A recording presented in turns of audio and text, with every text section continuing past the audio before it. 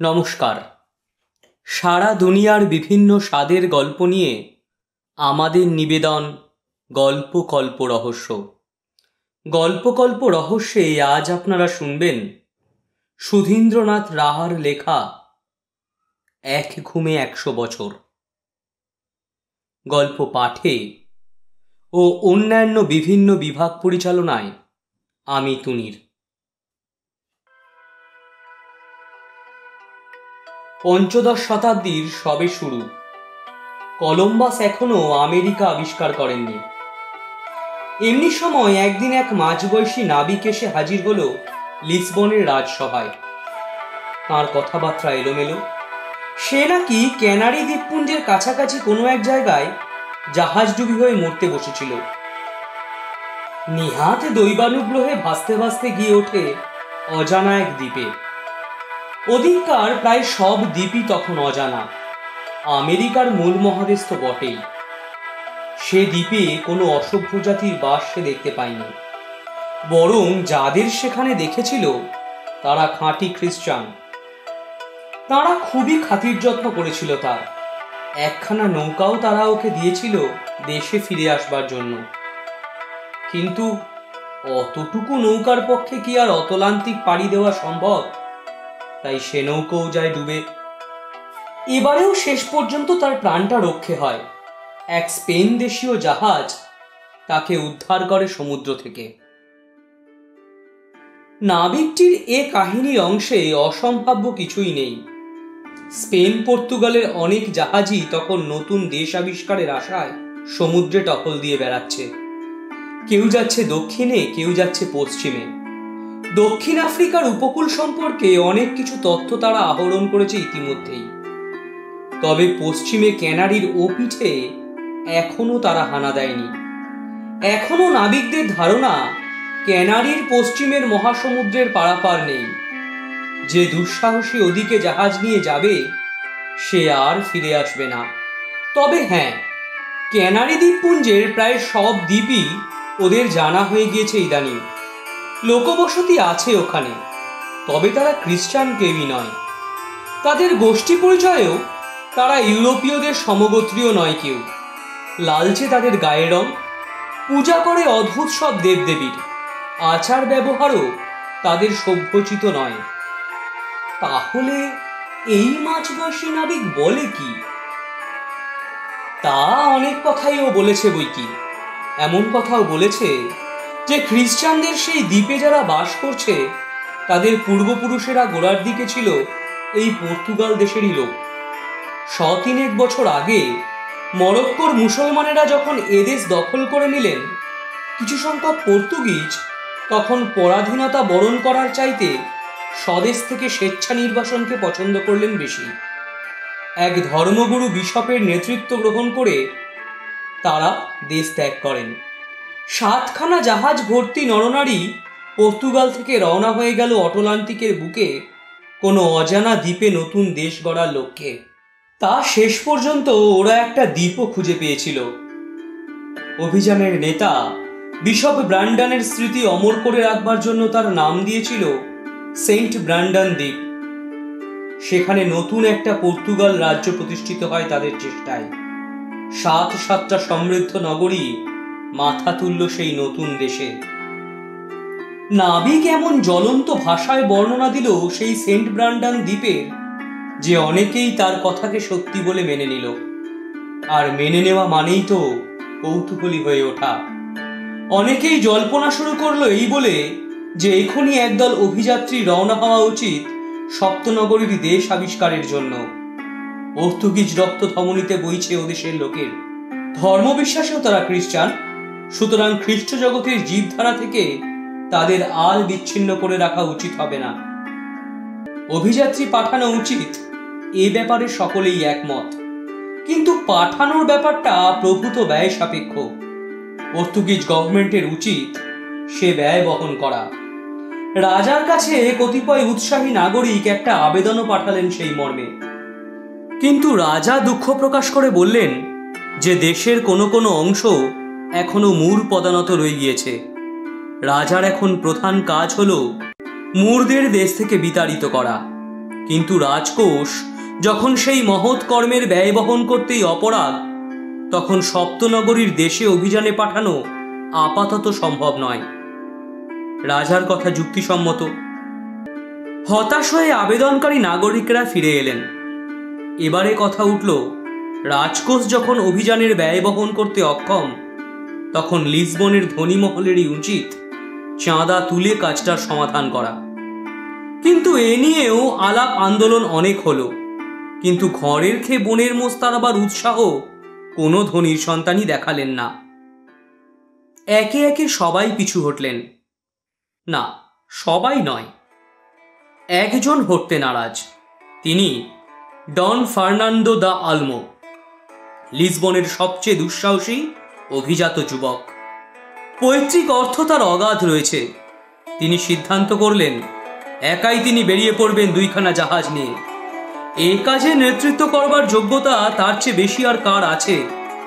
তিনি একাধারে বীর, বুদ্ধিমান এবং বেপরোয়া। ষাঁড়ের সঙ্গে মানুষের দ্বন্দ্বযুদ্ধ হল স্পেন পর্তুগালের অত্যন্ত জনপ্রিয় জাতীয় ক্রীড়া।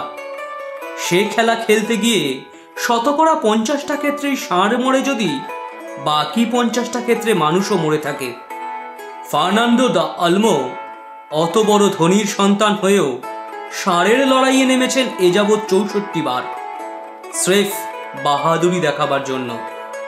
বলা বাহুল্য, সেই 64টা ষাঁড়ই ঘায়েল হয়েছে।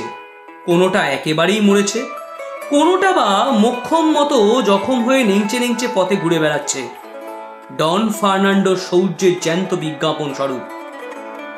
সিদ্ধান্ত স্থির করেই রাজার সঙ্গে সাক্ষাৎ করলেন ডন ফার্নান্ডো। অনুমতি চাইলেন অভিযান নিয়ে সপ্তনগরীর দ্বীপে যাবার জন্য। দ্বীপটা আবিষ্কার করার পরে অবশ্য পর্তুগালের রাজছত্রের অধীনেই ওটাকে নিয়ে আসবেন ফার্নান্ডো।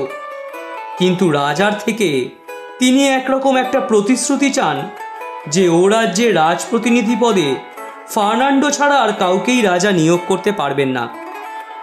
রাজা একটু আপত্তি করলেন না প্রতিশ্রুতি দিতে। প্রতিশ্রুতি কেন, লিখিত নিয়োগপত্রই তিনি দিয়ে দিলেন একটা। ফার্নান্ডো দা আলমো সেই দিন থেকেই অধিষ্ঠিত হলেন সপ্তনগরীর রাজপ্রতিনিধির পদে। সে দেশের শাসন কর্তৃত্ব বহাল হবার পরে যে দিক থেকে যত অর্থাগমী হোক ফার্নান্ডোর, তার 10 ভাগের 1 ভাগ রাজকর হিসেবে লিসবনে পাঠাবেন তিনি। এই মর্মে একটা শর্তও স্থান পেল সেই নিয়োগপত্রে।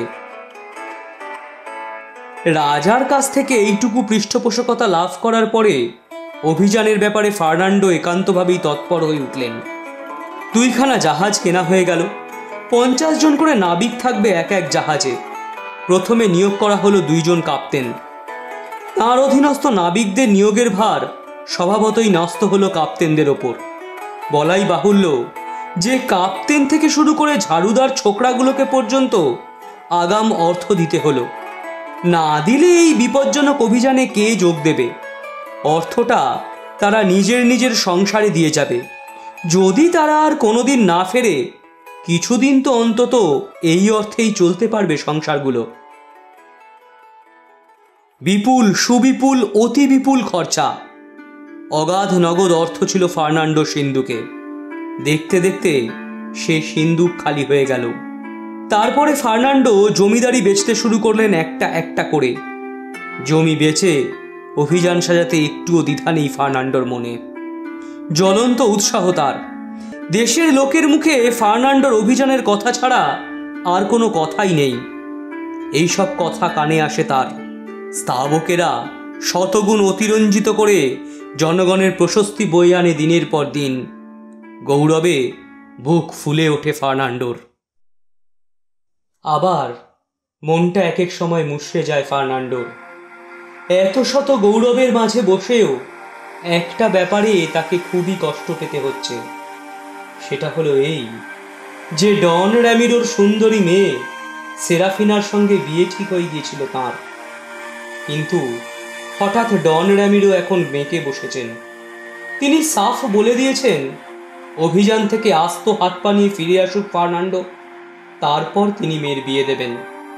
সুখে থাকতে ভূতে কিলোচ্ছে যে লোককে, সে ভূতের ভয় থেকে মুক্তি পাওয়ার আগে র্যামিরো তার কন্যাদান করতে অক্ষম। ফার্নান্ডোর বক্তৃতা বিচলিত করতে পারেনি র্যামিরোকে, বিগলিত করতে পারেনি সেরাফিনার অশ্রু, উল্টে তাকে করে তুলেছে কঠোর। পাছে সেরাফিনাও তাঁর অগোচরে ফার্নান্ডোর অভিযানে ঘিরে যায়, সেই ভয়ে তিনি শেষ পর্যন্ত তালাবন্ধ করে রেখেছেন মেয়েকে। তিনি জানেন মেয়েটা ফার্নান্ডোর অনুরাগিনী এবং অভিযানে ফার্নান্ডোর সুনিশ্চিত সাফল্য সম্পর্কে ফার্নান্ডোর নিজের চাইতেও অনেক বেশি বিশ্বাসিনী। অতএব বুড়ো বাপকে আঙ্গুল দেখিয়ে চম্পট দেওয়া অসম্ভব নয় সে মেয়ের পক্ষে। তালা যখন পড়ল সেরাফিনার দরজায়, ফার্নান্ডোর সম্বল রইল তখন শুধু জানালা। জানালা অবশ্য দোতলায়, তাতে কি? নিচের বাগানে দাঁড়িয়ে চন্দ্রালোকিত নিশীথে সেরাফিনার কাছ থেকে শেষ বিদায় নিল ফার্নান্ডো। অনেক চোখের জল ফেলল সেরাফিনা, অনেক আশ্বাস দিল ফার্নান্ডো। তারপর জাহাজে গিয়ে চড়ল।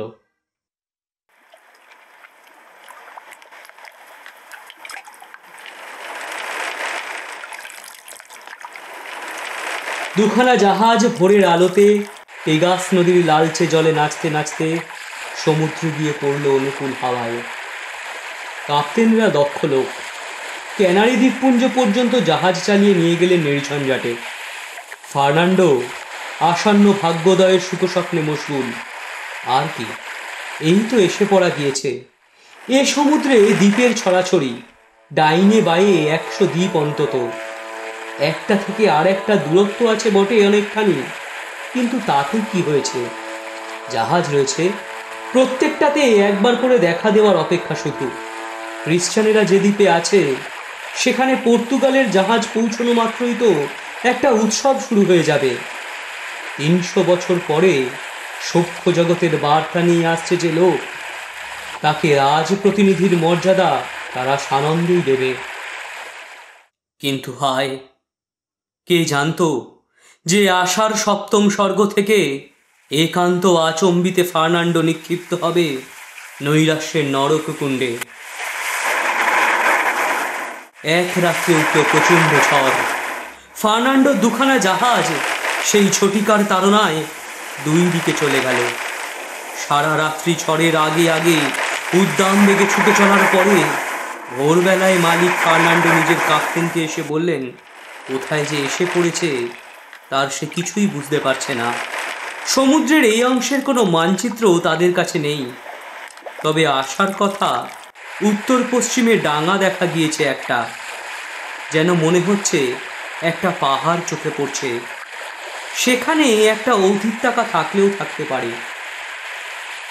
একখানা জাহাজ নিরুদ্দেশ, নিজের অধিকৃত জাহাজও ঝড়ে ক্ষতিগ্রস্ত, তবু ডাঙার সন্ধান পাওয়া গিয়েছে শুনে উৎফুল্ল হয়ে উঠল ফার্নান্ডো। সেই দিকেই জাহাজ চালাতে বলল কাপ্তেনকে। ঝড়ের বেগ তখন কমে গিয়েছে অনেক। ডাঙার খুব কাছে পৌঁছেই কিন্তু কাকের বাসার প্রহরী ঘোষণা করল যে অদূরেই একটা নদীর মোহনা দেখা যাচ্ছে এবং সেই নদীপথে একখানা বৃহৎ বজ্রা বেরিয়ে এসে জাহাজখানাকেই লক্ষ্য করে এগিয়ে আসছে। সে আরও জানালো, বজ্রাখানার গরম পেটন হুবহু পর্তুগালের বজ্রার মতোই। এই শেষোক্ত সংবাদটুকুই সবচেয়ে উৎফুল্ল করল ফার্নান্ডোকে। পর্তুগিজ বজ্রা পর্তুগালের লোক ছাড়া আর কে গড়বে? অনিবার্য সিদ্ধান্ত দাঁড়ায় এই যে ফার্নান্ডো এসে গিয়েছে সপ্তনগরীর দ্বীপে। অজানা এই দ্বীপে নিজের চেষ্টায় পৌঁছতে হলে তার যে কতকাল লেগে যেত তার ঠিক নেই, অথচ এক রাত্রির ঝড়ে ভগবান তাকে পৌঁছে দিলেন সেইখানে। মন্দ থেকেই তো ভালোর উদ্ভব হয়। তবে কি একখানা জাহাজের এখনো পাত্তা নেই। যাকে আসল কাজ যদি উদ্ধার হয়ে যায়, নষ্টই বা হলো একখানা জাহাজ। একখানা জাহাজ আছে এবং ফার্নান্ডো নিজেও আছে সেটাতে, এইটাই এখন বড় কথা। বজ্রা এসে পড়েছে। প্রহরীর কথা অক্ষরে অক্ষরে সত্যি, হুবহু যেন পর্তুগিজ বজ্রা একখানা। এরকম বজ্রা হামেশাই টেগাস নদীতে দেখতে পাওয়া যায়।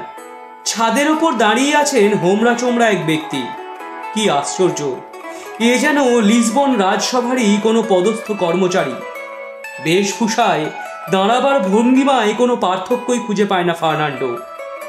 আর সন্দেহ নেই, এটি যে সপ্তনগরের দ্বীপ তার অকাট্য প্রমাণ তো ওই ভদ্রলোকই। পর্তুগাল থেকে যদি ওর পূর্বপুরুষেরা না এসে থাকবেন, তাহলে এরকম চেহারাপাতি কেন ওদের? কাছে এসে নিজের বজরা থেকেই ভদ্রলোক খাঁটি পর্তুগিজ ভাষায় হেঁকে জিজ্ঞেস করলেন, এ জাহাজ কার? ফার্নান্ডোর নির্দেশ মতো কাপ্তেন জবাব দিলেন, সপ্তনগরের দ্বীপের মহান রাজপ্রতিনিধি, পর্তুগালের রাজা কর্তৃক নিযুক্ত ও প্রেরিত ফার্নান্ডো দা আলমার। রাজপ্রতিনিধি আসবেন এরকম একটা ভবিষ্যৎবাণী 300 বছর আগে করে গিয়েছিলেন আমাদের সেন্ট ব্রান্ডান্ট। আমি কি জাহাজে উঠতে পারি? কাপ্তেনের আমন্ত্রণে জাহাজে এসে উঠলেন ভদ্রলোক। সসম্ভাবে অভিবাদন করলেন রাজপ্রতিনিধিকে এবং নিজের পরিচয় দিলেন এ দ্বীপের শাসকদের অন্যতম সদস্য হিসেবে। সবাই নাকি তাকে মহামন্ত্রী বলে ডাকে। ফার্নান্ডো নিজের পরিচয়পত্র দেখাতে চাইল। সেই শুনে ভদ্রলোক বললেন, আহা, এত তাড়া কি? আগে চলুন, আলাপ পরিচয়, খাওয়া দাওয়া এই সমস্ত হোক। সারা শহরে আজ উৎসবের জন্য সেজে রয়েছে, আপনাকে একটা যথোচিত সম্মান দেখাতে হবে না? আজ বরং পরিচয়পত্র থাকুক। বিশেষ করে একা আমি তা দেখবই বা কি করে? গোটা মন্ত্রিসভা একসাথে সেটা দেখবে। শাসনভার এক বাক্যে হস্তান্তর করবে আপনার কাছে, তাতে কোনো গন্ডগোল হবে না, এরকমটা আমি কথা দিচ্ছি। আমরা বংশ পরম্পরায় আপনি যে একদিন আসবেন সেটাই শুনে আসছি গত 300 বছর ধরে।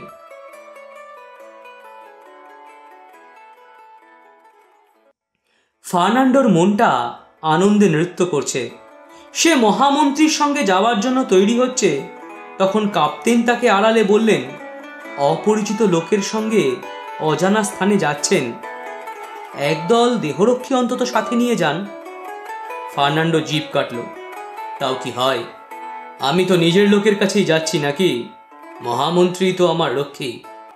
জাহাজ থেকে রক্ষী যদি নিয়ে যাই তাতে তো বোঝাবে যে আমি ওদের অবিশ্বাস করছি। একাই বজরায় গিয়ে উঠলেন ফার্নান্ডো। বজরার মাঝিরা একেবারে ততস্থ তার সামনে, খাতির করছে যেন খোদ সেন্ট ব্র্যান্ডানই স্বর্গ থেকে নেমে এসেছেন। বজরা ঢুকছে নদীতে, আর দুই পারে সশস্ত্র সেনাবাহিনীর ঘাঁটি থেকে অভ্যর্থনা জানানো হচ্ছে তাকে। অবশেষে নগরে এসে ফিরল বজরা। মহামন্ত্রী নামিয়ে দিলেন ফার্নান্ডোকে। যেটিতে লাল বনাত পাতা, পুষ্পমাল্য, পতাকার সজ্জা প্রতি রাজপথে। পর্তুগিজ অশ্বযানে আহরণ করে চলেছে ফার্নান্ডো। ডাইনে বাঁয়ে সৈনিক বেশি দেহরক্ষী। নগরপতি এক হেলেইটের গৃহে নিয়ে গেল তারা ফার্নান্ডোকে। বিরাট রাজপ্রাসাদ, সেখানে নাচ গান, ভোজ, বক্তৃতা, এ যেন লিসবন রাজসভারই কোনো উৎসব। ভোজের পরে মহামন্ত্রী ফার্নান্ডোকে আবার তার জাহাজে ফিরে যাবার প্রস্তাব দিলেন। সরকারিভাবে শাসন কার্য গ্রহণ করার আগে তার পক্ষে এ নগরীতে না থাকাই ভালো। আর তাছাড়া তার জাহাজের লোকেরাও তার জন্য চিন্তা করতে পারে।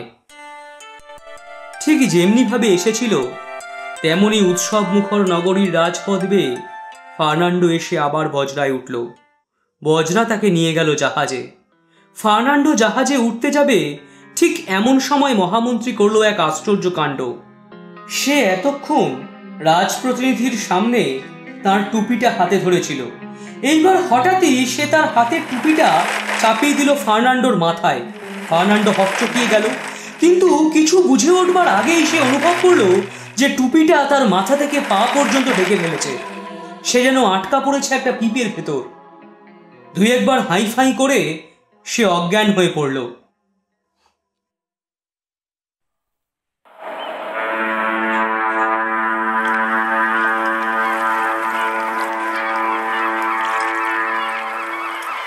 জ্ঞান যখন ফিরল তখন সে নিজের জাহাজের একটা ক্ষুদ্র ভাঙা টুকরোর উপরে পড়ে আছে, একেবারে লিসবন শহরের জেটিতে। জাহাজের টুকরোটা সে চিনল, কারণ টুকরোটার গায়ে তার জাহাজের নাম লেখা রয়েছে বড় বড় করে। আর লিসবনকে সে চিনবে না? ওই বড় গির্জা, ওই কেল্লা, ওই সব বড় বড় গুদাম।